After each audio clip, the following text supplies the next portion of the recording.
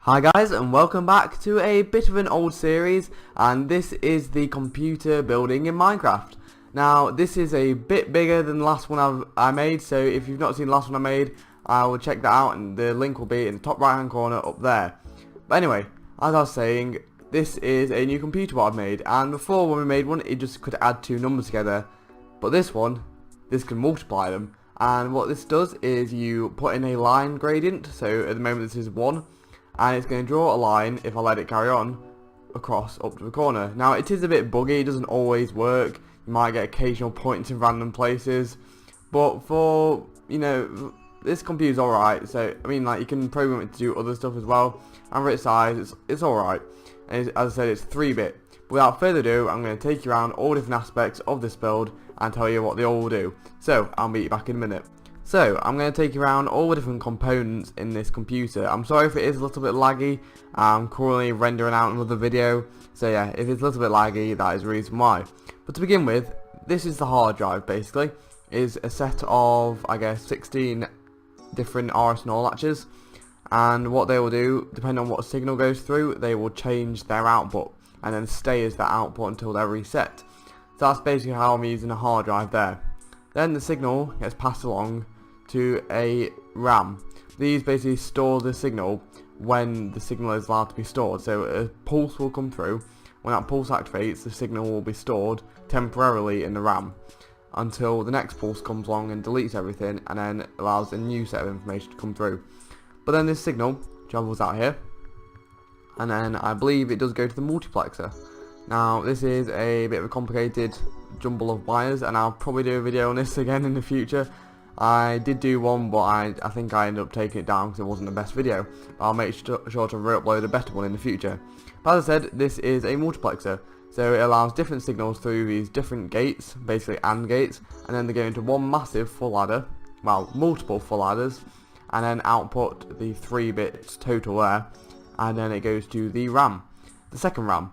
Now this RAM works exactly like the other RAM, it's basically just copy and pasted, and that signal is then allowed to pass through. And it goes along this set of wires all the way down to the graphics card sort of thing. It's not really a graphics card, but basically it's a big decoder with an X and Y value. So the blue is the Y even, but yeah, and the red is the X. Then this signal goes through, and depending, well, you'll need both of them to be on, both signals to be on for this to activate, because it's basically 49 AND gates, and depending on which one is activated from the decoder, then it will draw a different pixel on the signal to pass down. And just like before with the RAM, we have got lots and lots of RAMs here, 49 of them, and they store information when the computer tells the screen to write a new pixel. So that signal comes up here, and they can also all be refreshed. So if I click this button, what you'll see is those 3 pixels what were on the screen are now going to retract, and the screen is blank. So I guess I'm going to show you how this works in a minute, and I think I have covered all the different bits of it.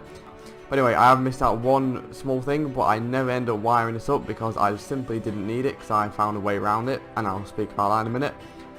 But this is a timing circuit, so basically it works like a clock, and it closes different of the, it allows signals through different AND gates around the computer at a certain time to make sure the computer will all run perfectly and not have any problems with signals. What basically sometimes with the Redstone, such as these full adders, it'll have a signal what isn't the correct signal go through, and then it will change to the correct signal and then go back to the other signal depending on what inputs go on and off at different times.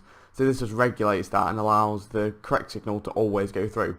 That's what that does, but I never end up wiring up because on this ROM, or read-only memory, this is basically how you program the computer. It's also called program memory, I believe. And I program this with using redstone torches, and depending on where I put them, that determines what the program does. And I've effectively put a clock in here. So this is the clock, and the signal goes along here, and this is just a binary, like this tells the computer what line to go to. So the first one is saying go to line 2, because obviously we're starting the first line, so the next line after that is line 2. So the signal travels along this, goes into a decoder, activates line 2, then the program starts line 2, and so on. So that's how that works. So I guess that covers the ROM, and I'll probably give a quick demonstration of how this works. And as I mentioned earlier, the AND gates, what they are, I think they're also called registers, and that is just where the computer allows the signal to pass through or not. So that's what that is. So first of all, we need to program what pixel we want to draw first. So I'm going to draw number 1 first, so I just need to check which one's number 1. So if we come down here, we've got signs, and the right one is number 1. So we can follow this signal up here, and now we know that this one is number 1. So we want to draw pixel 1, so we can get rid of all these extra torches. And I guess I'll probably do that and meet you back in a minute. So as you can see, there is just a torch on each one of these. Now I have done a video on this. I'll probably leave a link to it around about now, I guess, in the top right hand corner. So check that out if you want to see how this works. But yeah, I've just programmed that in, and I'm now going to start the program. So let's just go over here just to show you that there is no pixels drawn at the moment. Now I've just remembered one extra thing we need to do. There's no pixels drawn at the moment. So we're going to draw the first pixel in a second, but we've not told the computer what line gradient we want to draw. So if you work with line gradients, it will be like y equals mx plus c, and that's the formula for the line. So we're going to do basically 2x plus nothing at the moment.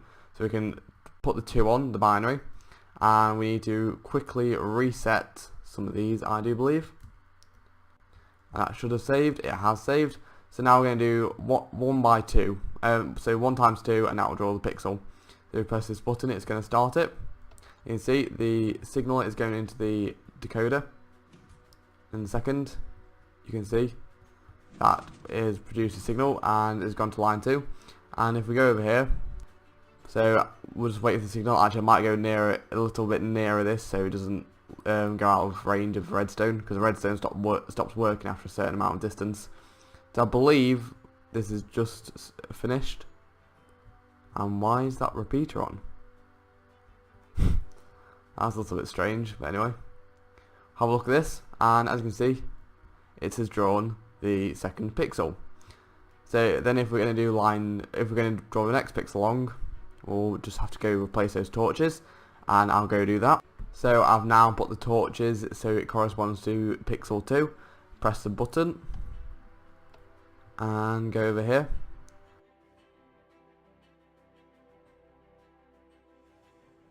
So as you can see, it is now drawn a second pixel, and that kind of corresponds to a line going up every 2 blocks. So I can draw a third one very quickly, and that'll kind of show you what I was meaning by this. Now it doesn't draw the pixels in between, and hopefully the signal is about to come through.